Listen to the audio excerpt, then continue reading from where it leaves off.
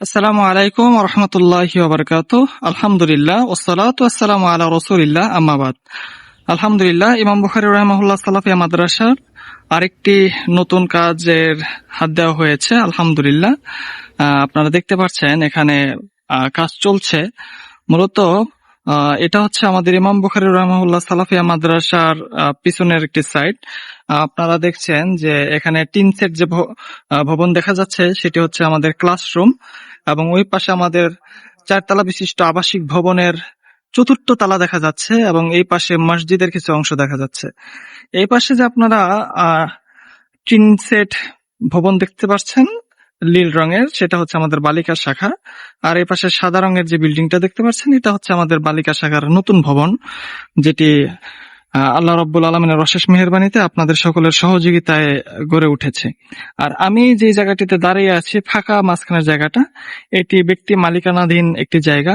আর এই পাশে যে জায়গাটুকু দেখতে পাচ্ছেন, এটি হচ্ছে আমাদের ইমাম বুখারী রাহিমাহুল্লাহ সালাফিয়া মাদ্রাসার নিজস্ব জায়গা। আর এই নিজস্ব জায়গাতে আমরা আরেকটি পরিকল্পনা হাতে নিয়েছি। আমাদের ছাত্র সংখ্যা দিন দিন বেড়েই চলেছে, আমরা আবাসিক ভাবে তাদের জায়গা দিতে পারছি না।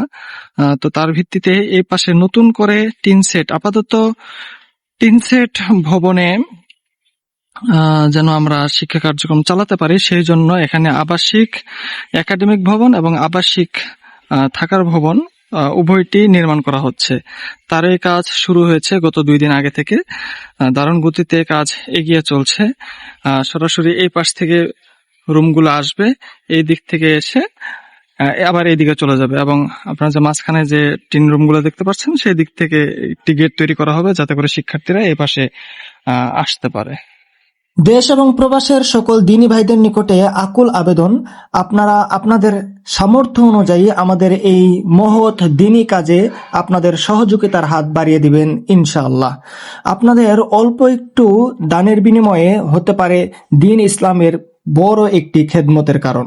তাই আপনাদের নিকটে আকুল আবেদন, আপনারা ইতিপূর্বেও আমাদের পাশে ছিলেন, আবারও আমাদের পাশে থাকবেন, এবং এর মাধ্যমে যেন আমরা দ্বীনী কাজকে সামনের দিকে এগিয়ে নিয়ে যেতে পারি, সেই দিকে আপনারা পরামর্শ দিবেন ইনশাআল্লাহ।